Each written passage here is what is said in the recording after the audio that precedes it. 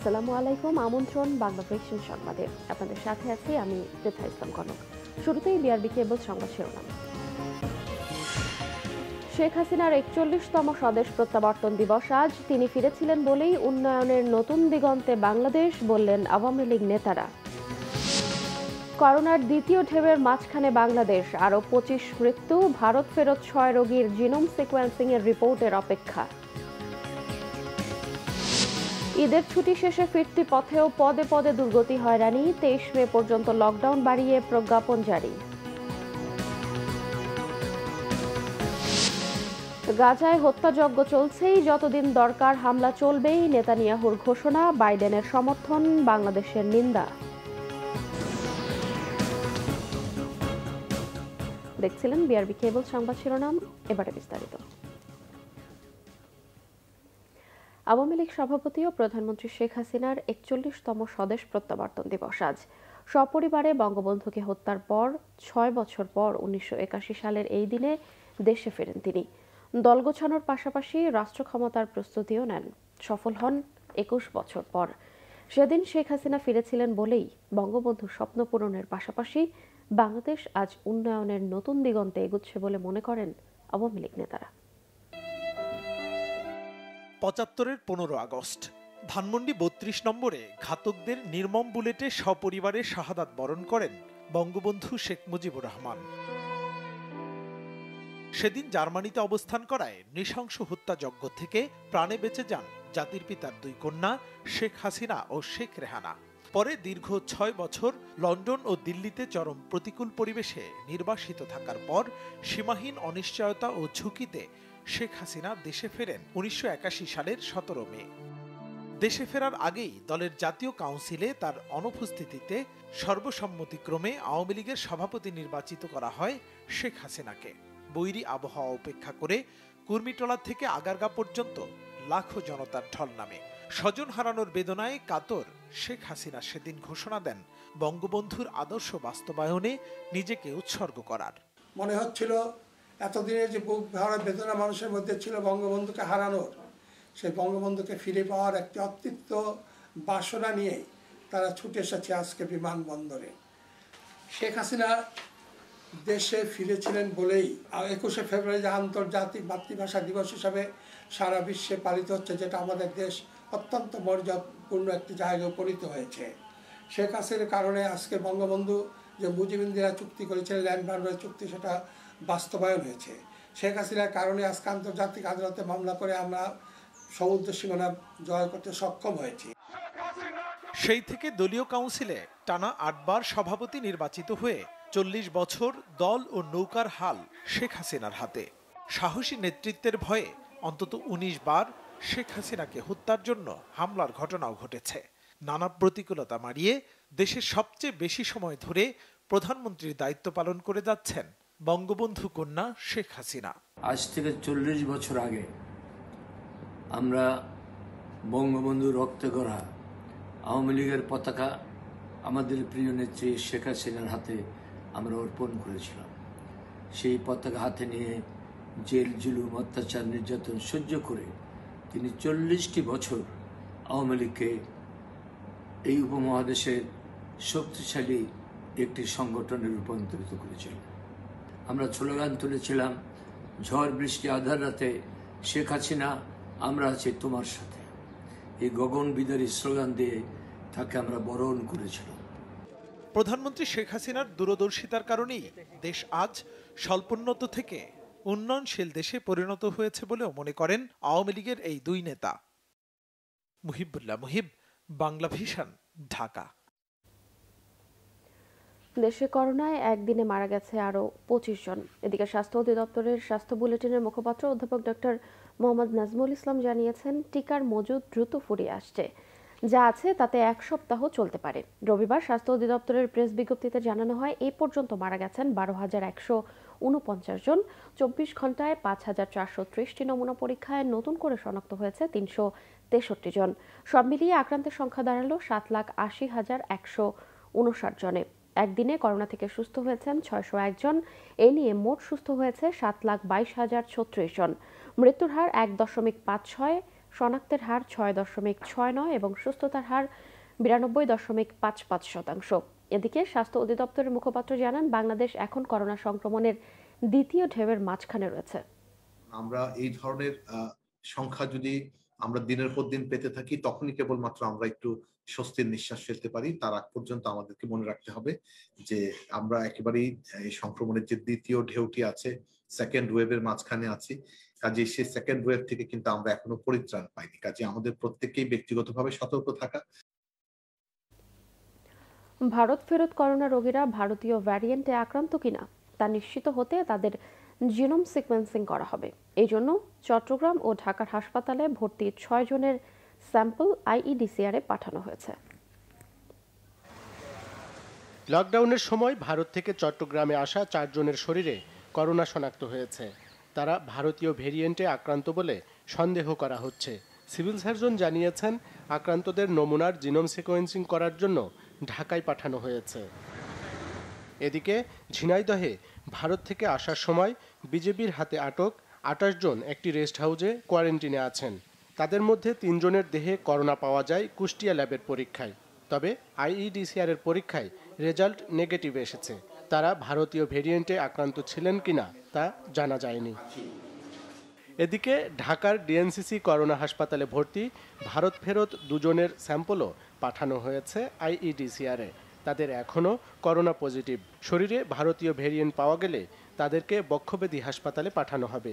ওনাদেরকে আমরা একটু আলাদা করে রেখেছি, এটি যাতে তাদের কেয়ারে যেন কোনো সমস্যা না হয় সেটি আমরা নিশ্চিত করছি। আর পেশেন্টরা কম্পারেটিভলি স্টেবল আছে এবং তারা মোটামুটি ভালো আছে, কারণ তারা কিন্তু এখনও তাদের কোনো অক্সিজেন বা ওরকম কিছু এখন আমরা স্টার্ট করি নাই। আমরা ন্যাশনাল প্রোটোকল অনুযায়ী আমাদের ম্যানেজমেন্টটা দিচ্ছি এবং তাদের যা যা কোমরবিড কন্ডিশন আছে সেগুলো ট্রিটমেন্ট দিচ্ছি। এই পরিচালক জানান, ডিএনসিসি করোনা হাসপাতালের 1000 শয্যার পর এখন 200 আইসিইউ শয্যাও প্রস্তুতের পথে। টেস্টের জন্যও কোনো রোগীকে আর বাইরে যেতে হবে না। বর্তমানে এখানে 57 জন রোগী ভর্তি আছে, যাদের 40 জন আইসিইউতে। আরিফুল হক, বাংলাভিশন, ঢাকা। সীমাহীন ভোগান্তি মাথায় করে ঈদ শেষে রাজধানীতে ফিরছে মানুষ। চলছে না দূরপাল্লার যানবাহন। প্রচণ্ড তাপদাহকে সঙ্গী করে হেঁটে, কখনো রিকশায়, আবার কখনো প্রাইভেট কারে কয়েক গুণ বেশি ভাড়ায় কর্মস্থলে ফেরার ব্যস্ততা যেন সবার মাঝেই।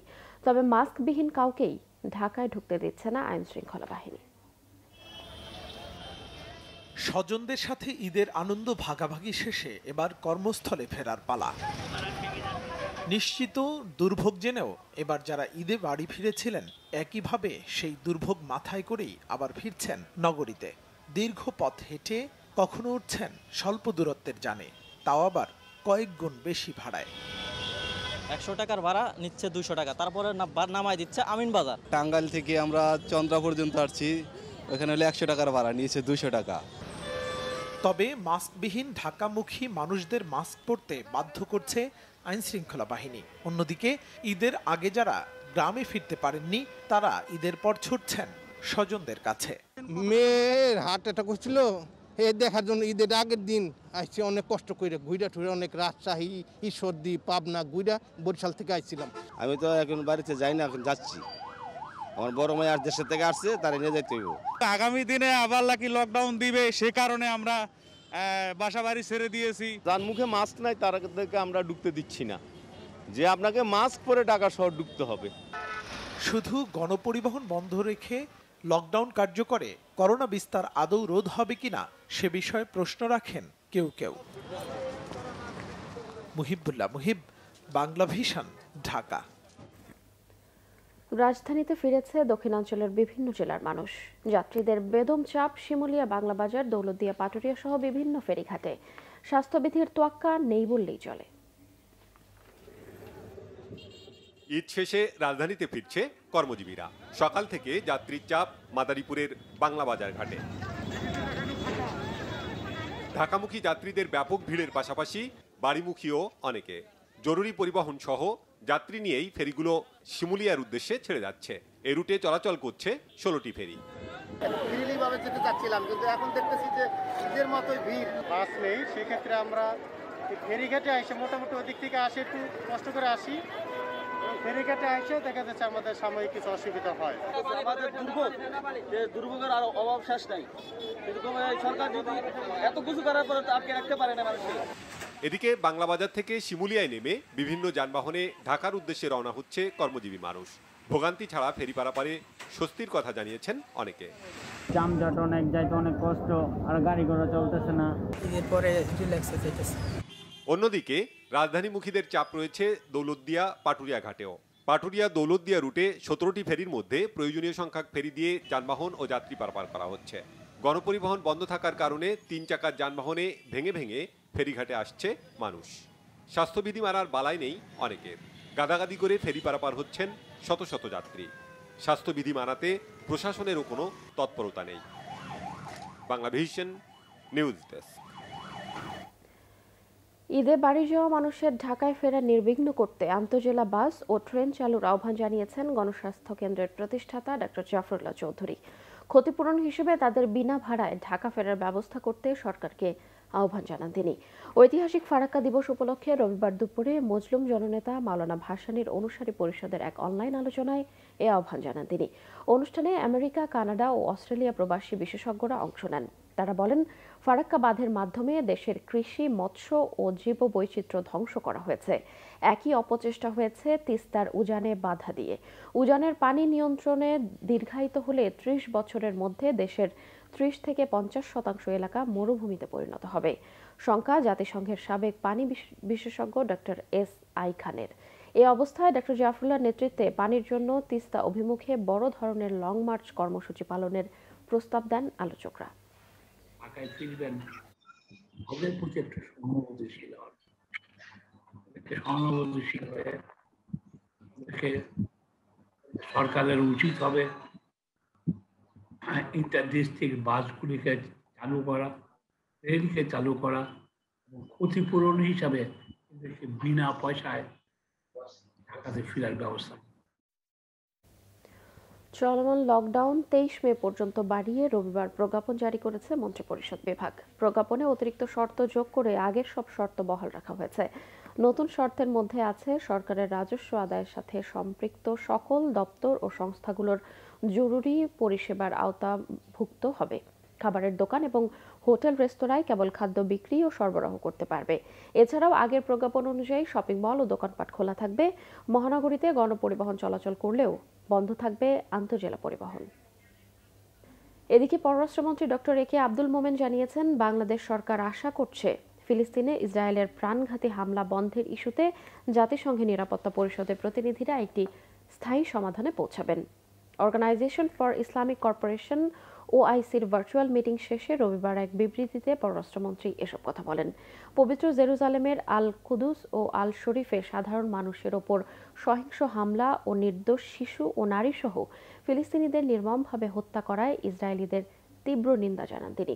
পররাষ্ট্রমন্ত্রী বলেন, কোনো যুক্তিতেই নিরপরাধ সাধারণ মানুষকে হত্যা করা মেনে নেওয়া যায় না। নিরাপত্তা পরিষদ তাদের দায়িত্ব পালনে ব্যর্থ হলে জরুরি বিশেষ সাধারণ পরিষদ অধিবেশনের প্রয়োজনীয়তার কথাও তুলে ধরেন পররাষ্ট্রমন্ত্রী। দূতাবাসের ছাড়পত্র না পাওয়ায় বিভিন্ন চেকপোস্ট দিয়ে দেশে ফিরতে পারেননি ভারতে আটকে পড়া বাংলাদেশিরা। রবিবার চুয়াডাঙ্গার দর্শনা ইমিগ্রেশন কর্তৃপক্ষ জানায়, এনওসি ও করোনার রিপোর্ট হাতে পেলেই তাদেরকে দেশে ঢোকার অনুমতি দেওয়া হবে। করোনা নিয়ন্ত্রণ ও প্রতিরোধ সংক্রান্ত উপকমিটির আহ্বায়ক ও অতিরিক্ত জেলা প্রশাসক মনিরা পারভিন জানান, দর্শনা চেকপোস্ট দিয়ে 3 শতাধিক যাত্রীকে দেশে ফিরিয়ে আনার উদ্যোগ নিয়েছে সরকার। দেশে আসার পর চেকপোস্টটিতে তাদের হেলথ স্ক্রিনিং ও করোনা পরীক্ষা করা হবে। তাদের মধ্যে শনাক্তদেরকে রাখা হবে প্রাতিষ্ঠানিক আইসোলেশনে। ফেরত যাত্রী সবাইকেই রাখা হবে 14 দিনের কোয়ারেন্টিনে। এদিকে ভারতের পশ্চিমবঙ্গ রাজ্যে লকডাউন শুরু হওয়ায় চাঁপাইনবাবগঞ্জের সোনা মসজিদ ইমিগ্রেশন দিয়েও রবিবার দেশে ফিরতে পারেনি বাংলাদেশিরা। তা পিছিয়ে গেছে 23 মে পর্যন্ত। অন্যদিকে দীর্ঘ 14 মাস বন্ধ থাকার পর রবিবার থেকে চালু হলো দিনাজপুরের হিলি ইমিগ্রেশন চেকপোস্ট দিয়ে ভারত বাংলাদেশের মধ্যে পাসপোর্টের যাত্রী পারাপার। হিলি ইমিগ্রেশন কর্তৃপক্ষ জানিয়েছে, ভারত ফেরত যাত্রীদের হিলিতে স্থানীয় হোটেলে 14 দিনের কোয়ারেন্টিনে রাখা হবে। তাদের মধ্যে কেউ অসুস্থ থাকলে তাদের Dinajpur M Abdur Rahim medical college হাসপাতালে রাখা হবে। বিএনপি চেয়ারপারসন বেগম খালেদা জিয়ার শারীরিক অবস্থা অত্যন্ত খারাপ জানিয়ে দলের মহাসচিব মির্জা ফখরুল ইসলাম আলমগীর বলেছেন, এই সরকার অমানবিক, তাকে বিদেশে নিয়ে চিকিৎসা করা জরুরি হলেও সরকার যেতে দিচ্ছে না। রবিবার সকালে ঠাকুরগাঁও শহরের একটি কমিউনিটি সেন্টারে আইনজীবীদের সাথে মতবিনিময় সভায় তিনি এসব কথা বলেন। দেশে আইনের শাসন নেই, আইনের প্রতি মানুষের আস্থা চলে গেছে বলেও মন্তব্য করেন ফখরুল। তিনি বলেন, বেগম জিয়ার বিরুদ্ধে মামলা দিয়ে সাজা দেয়া হয়েছে, অথচ ওই মামলায় তার কোনো সম্পৃক্ততা নেই।